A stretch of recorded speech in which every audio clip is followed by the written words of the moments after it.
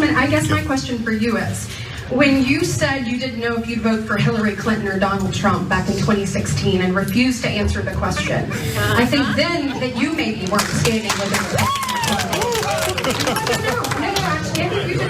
I'll answer that one. And then you also denigrated our president, President Trump, and you said all of us who voted for him, which by the way, I voted for him every single time he was on the ballot, and so did my husband, and that is certainly not something you can say.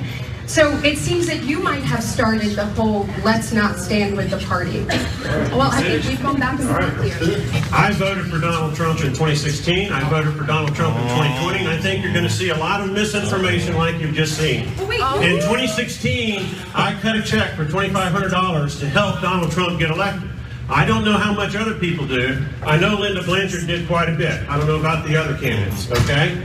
But there's a reason why Donald Trump endorsed me in 2018. Donald Trump endorsed me in 2020. Donald Trump has endorsed me in 2022. So if you want to make an issue of Donald Trump and where he stands, by golly, let's have at it. Because Donald Trump knows who the real fighter is for the MAGA agenda in the state of Alabama, and he has said it as Mo Brooks. Well, Donald Trump is now rethinking about that decision to endorse Mo Brooks. That was him fighting with Katie Britt, by the way, over who's the bigger Trump ass kisser. But after they did do that, he's apparently secured the nomination or secured the endorsement, the complete and total endorsement from Donald Trump. But Donald Trump is rethinking that, and I bet you could guess as to why, because Mo Brooks said things like this. Our choices are very simple. There are some people who are despondent about the voter fraud and election theft in 2020. Folks, put that behind you. Put that behind you. Yes. Look forward. Look forward. Look forward. Beat them in 2022. Beat them in 2024. All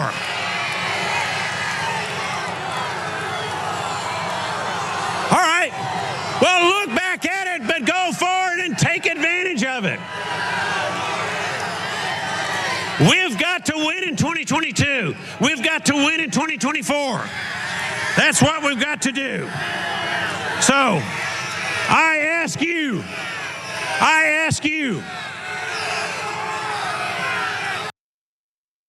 No, don't ask. They're already booing you. So there he is talking about moving on. By the way, all he's saying is moving on to the next election, which could be the most political thing in the world to say. But damn it, Mo, he did it again. Watch this too. The date to fix the problem was January the 6th. Congress, not the courts, Congress is the ultimate judge, jury, and arbiter of who wins federal elections. And for the presidency, January 6th is the date set by law. So we gotta win elections, we gotta look forward. Now looking forward, I'm not saying that we shouldn't use what happened in 2020 as an impetus for us to get on our horse and charge. So that's our challenge. Whatever happened yesterday or the day before, or if you're an Auburn fan, what happened last Saturday you can't change. But by golly, you can win the next Iron Bowl. By the way, Mo Brooks is still talking about how the 2020 election looks fraudulent. He's just saying move forward. He's not even dispelling the obviousness of how much Trump is talking about 2020. He's still on his side, but Donald Trump did have this to say because of those instances. Mo Brooks is disappointing, is what he told the Washington Examiner. This is on Tuesday. He was doing a large, wide-ranging phone interview with them, and he said, "I'm determining right now. Has Mo Brooks, has he changed?" Trump said he endorsed Brooks because the congressman shared both his view that the 2020 election was stolen and a commitment to uncover how it happened. If Brooks's position has changed, Trump said, so might his support. He went on to say, I endorsed him because he felt strongly about election fraud, and he still does. But he was inarticulate in the way he said it. I'm disappointed that he gave an inarticulate answer, and I'll have to find out what he means. Of course, he's talking about that the rally originally when he got booed. If it meant what he sounded like, I would have no problem changing my endorsement, because when you endorse somebody based off principle. If he changed that principle, I would have no problem doing that. So the principle is continuing to kneel and continuing to tell Donald Trump everything you're saying about the stolen election is true, which Mo Brooks actually is. But then the bad thing is saying move on and vote in the next one. Nope, Donald Trump wants you to stick with 2020, never move on. It's all about him. Those are the demands. Don't forget that part. Because also, I think it was yesterday, day before, we talked about his game show style endorsement techniques. Because this is where it falls in. If you don't remember, one source said about his style of whether or not he's gonna endorse someone, said that 2 issues rank above all others when it comes to his endorsement: hardline opposition to immigration and support for, quote, election integrity, of course, which means Trump's big lie that the 2020 election was stolen from him by mass voter fraud. And apparently Mo Brooks has fallen out of it. It didn't help that Mo Brooks did this on January 6th. Watch this. Today is a time of choosing, and tomorrow is a time for fighting.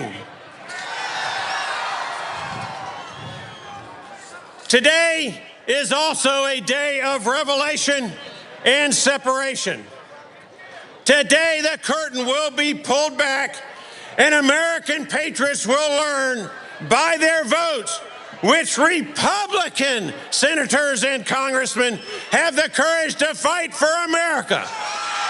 Now, our ancestors sacrificed their blood, their sweat, their tears, their fortunes, and sometimes their lives to give us, their descendants, an America that is the greatest nation in world history. So I have a question for you.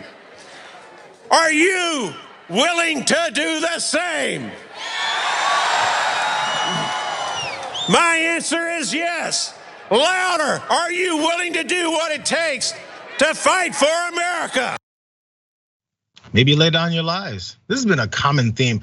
That's not enough for Donald Trump. Last thing, because this was a hilarious ad from back in 2017, because Mo Brooks has been jumping on the Trump train for a while, kissing ass. Here, watch this. You're absolutely right, Mr. President. And Luther Strange and Mitch McConnell, they're dead wrong. They failed you on Obamacare, building the wall, balancing the budget. They fight to keep the 60% rule that kills your agenda. I sure don't. McConnell and Strange are weak, but together we can be strong. Mr. President, isn't it time we tell McConnell and Strange, you're fired? Seems like you're fired now because Mo Brooks has changed. His principles have changed. How does it feel to get yanked around by Donald Trump? They're not gonna learn. Not gonna learn.